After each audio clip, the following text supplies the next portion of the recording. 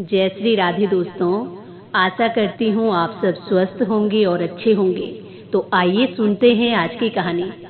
एक भिखारी था जो भगवान शिव का नाम खूब जपा करता। दिन भर बैठे बैठे भगवान शिव की खूब भक्ति किया करता। भगवान शिव उसकी इस भक्ति से बड़े प्रसन्न हुए और एक बार उसको दर्शन देते हैं। अब भगवान शिव उससे कहने लगे कि मैं तुम्हारी भक्ति से प्रसन्न हूँ, कहो तुम्हें क्या वरदान चाहिए। और भिखारी भगवान शिव को देखकर बड़ा प्रसन्न हुआ। भगवान शिव से कहने लगा कि प्रभु मुझे सोने की मोहरें चाहिए।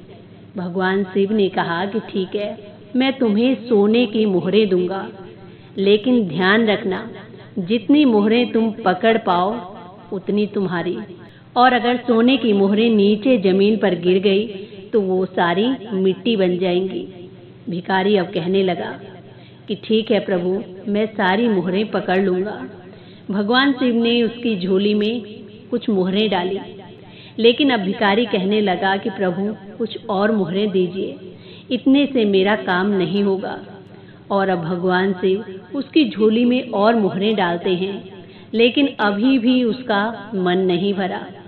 उसकी झोली जो थी बहुत पुरानी थी और भगवान शिव से वो बार बार सोने की मोहरें मांगे जा रहा था, और अंत में उसकी वो झोली वो सारा भार नहीं उठा पाती है और बीच से फट जाती है। वो सारी सोने की मोहरें जो भगवान शिव ने उसे दी थी वो नीचे जमीन पर गिरती हैं और वो सब मिट्टी बन जाती हैं। लेकिन अब शर्त के अनुसार वो कुछ कह भी नहीं सकता था।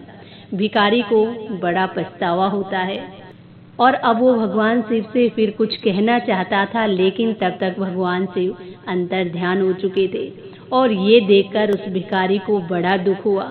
वो कहने लगा कि मैंने इतना लालच क्यों किया होगा। तो ये छोटी सी कहानी हमें बताती है कि लालच का परिणाम बुरा होता है। अधिक लोभ करने से कभी भी मनुष्य का भला नहीं होता है। तो ये थी आज की कहानी। इसी के साथ जय श्री राधे, जय श्री कृष्णा।